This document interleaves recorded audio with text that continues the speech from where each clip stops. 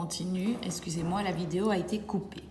Donc, la probabilité pour que x soit compris entre 1 et 2, je vous ai dit que ça reste 16 sur 36. Donc, on met notre petite ligne comme ça, et on met un rond vide ici. Ici, idem, et on continue comme ça, ainsi de suite. Et voilà notre beau diagramme, et qu'on appelle ça une fonction de répartition. Alors, ici, pourquoi ça reste 1? Parce que la probabilité d'avoir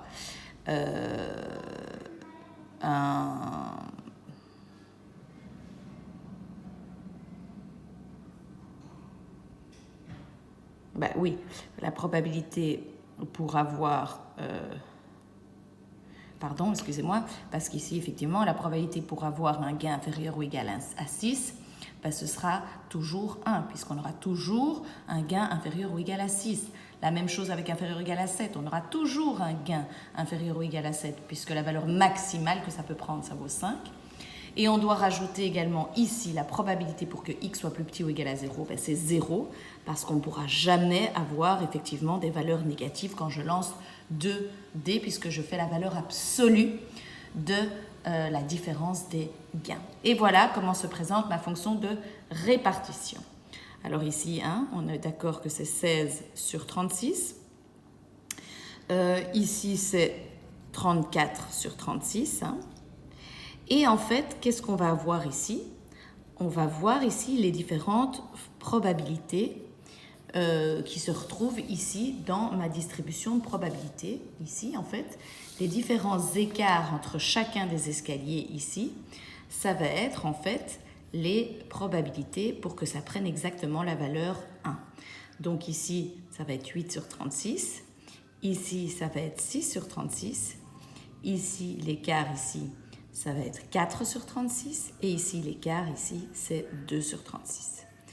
Voilà ma fonction de répartition, à quoi elle ressemble. Donc, c'est une fonction qui ressemble fort à ce qu'on avait vu en statistique en 4e. C'est une fonction cumulée, c'est-à-dire qu'on fait chaque fois la somme des probabilités pour avoir finalement pour quelle probabilité on va avoir une valeur inférieure ou égale à 5, inférieure ou égale à 4, ou inférieure ou égale à 3, et ainsi de suite. Alors, vous allez me dire, mais c'est quoi l'utilité de cette fonction de répartition? Eh bien, elle est ici. L'utilité de la fonction de répartition, elle est en haut de la page 59. Je peux répondre à la question, quelle est la probabilité d'obtenir un gain strictement supérieur à 1, mais inférieur ou égal à 4? On peut l'écrire de cette manière-là. Quelle est la probabilité pour obtenir un gain inférieur ou égal à 4 ou strictement supérieur ou égal à 4? On peut l'écrire d'une autre manière. On peut dire, c'est égal à la probabilité d'obtenir un gain plus petit ou égal à 4, mais en soustrayant la probabilité d'obtenir un gain inférieur ou égal à 1. D'accord? Effectivement, si je prends ma fonction de répartition, la probabilité d'obtenir un gain compris entre 4 inclus et 1 non inclus, c'est en fait toutes ces probabilités qui sont là.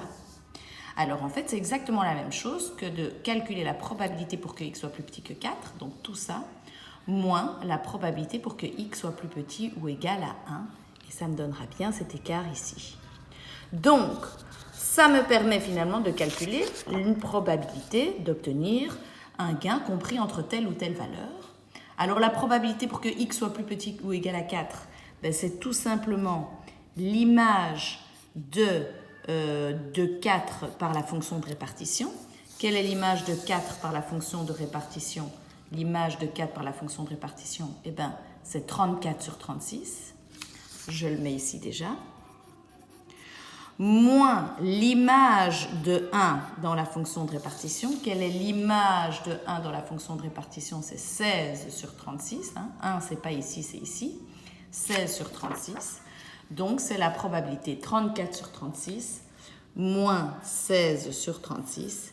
Et donc, ça me fait 18 sur 36, c'est-à-dire 1/2. Voilà la probabilité d'obtenir un gain compris entre 4 inclus et 1 non inclus. C'est l'utilité de la fonction de répartition. Et vous le verrez dans les exercices, ce sera effectivement beaucoup plus évident que ça. Voilà. On va passer à la suite.